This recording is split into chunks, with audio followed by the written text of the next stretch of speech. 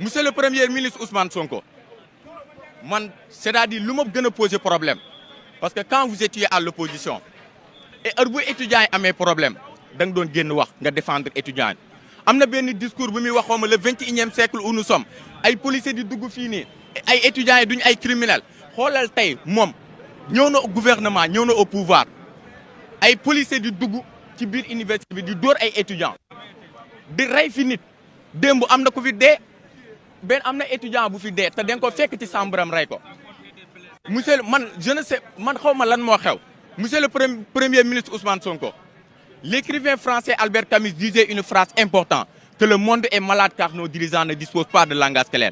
Aujourd'hui, monsieur le premier ministre, vous êtes une cause qui nous permet de découvrir pourquoi Albert Camus avait raison de dire ça. Vous devez savoir une chose et je vous lance un appel, monsieur le premier ministre Ousmane Sonko. Gouverner n'est pas dénoncer éternellement un système. Du lolo. Gouverner, c'est prouver, montrer, démontrer qu'on peut faire mieux, monsieur le premier ministre. Aujourd'hui, nous les étudiants du Sénégal, nous n'avons pas vu aucun résultat positif sur la question des universités. Parce que depuis votre arrivée, les universités sénégalaises sont devenues des preuves vivantes qu'un discours peut conquérir les peuples, et qu'on adresse une foule.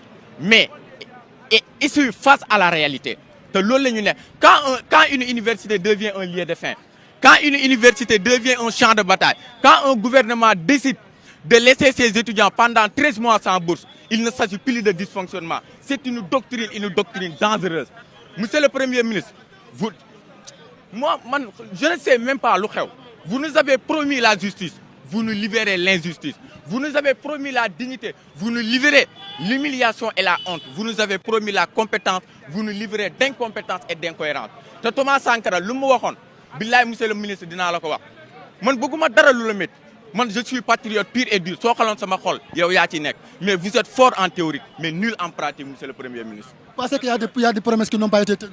bëri na parce que moom ba mu nekkee opposition lan la waxoon ah tey exemple fekkoon ne Macky Sall moo nekk au pouvoir man sa Macky du ma wax parce que Macky constitution bi loi yi ñoo ne Macky Sall mënu doonaat président parce que nul ne peut faire plus de 2 mandats fekkoon ne keneen moo nekk laalo président moom mu nekk opposition barki Serigne Saliou konoon wax na télé konoon média yëpp discours Ousmane Sonko ngeen di dégg mais xoolal tey journée des mooy des martyrs lan la wax ci étudiants yi ah man dama yaaga gis nga xam-xam ku koy sàgganee aucun révolutionnaire laa wax muy Kwame Nkrumah muy le parrain de l'UCAD Cheikh Anta Diop muy Patrice Lumumba amul benn révolutionnaire boo